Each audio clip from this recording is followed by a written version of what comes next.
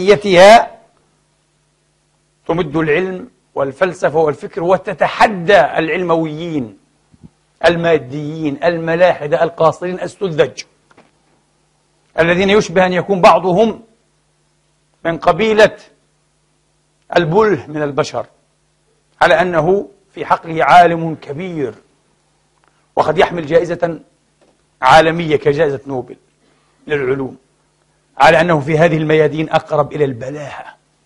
ولا عجب، يتفوق في جانب ويسقط سقوطا مدويا في جانب آخر. قلت قبل أسابيع معلقا على كلمة شهيرة لأحد علماء الطبيعة في القرن العشرين المنصرم: إن ميتافيزيق أرسطو في جودتها، يعني فلسفة أرسطو، حكمة أرسطو قوية متينة، في جودتها لا يضاهيها ولا يعادلها إلا فيزياؤه في رداءتها. فيزياء أرسطو رديئة جدا، يضحك منها طالب الآن في الخامس ابتدائي، يضحك من فيزياء أرسطو. أرسطو لا علاقة له، لا فكرة لديه ولو في الحدود الدنيا عن مفهوم الجاذبية مثلا، أو شيء يشابه الجاذبية على ما عرضها كبار العلماء، وفي رأسهم طبعا نيوتن. ليس لديه فكرة، هو يظن أن الأشياء تهوي وتصعد من باب الشوق والعشق.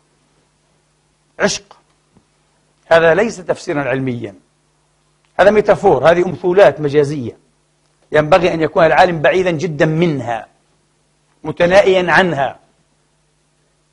وبالمناسبة كثير من العلماء وخاصة الذين اتخذوا العلم أيديولوجيا يقعون في أمثال هذه المجازات، ويقدمونها على أنها علم محترم، وهي مجازات سخيفة لا علاقة لها بالعلم. لذلك عند المحاكمة العلمية الدقيقة أيها الإخوة لا اعتبار لها، حتى العلماء أنفسهم لا يعتبرونها.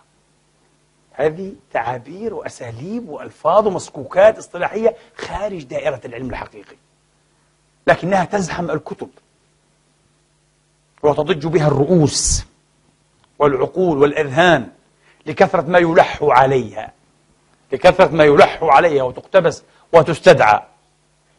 ففيزياء أرسطو في جودتها، ميتافيزيق أرسطو في جودتها لا يعادلها إلا فيزياء أرسطو في رداءتها. أنا قلبت المقولة فقلت: أكثر علماء العصر الماديون، هؤلاء العلماء الماديون، أكثر علماء العصر علومهم في قوتها ومتانتها لا يعادلها إلا فلسفتهم في رداءتها. حين يذهبون يتفلسفون، يتحدثون في قضايا الفلسفة وفي قضايا لها علاقة أيها الإخوة باللاهوت، بعلم العقيدة، يصبحون سذجا وبلها ورداء جدا وأردياء أيضا. قال ربنا الذي أعطى كل شيء خلقه ثم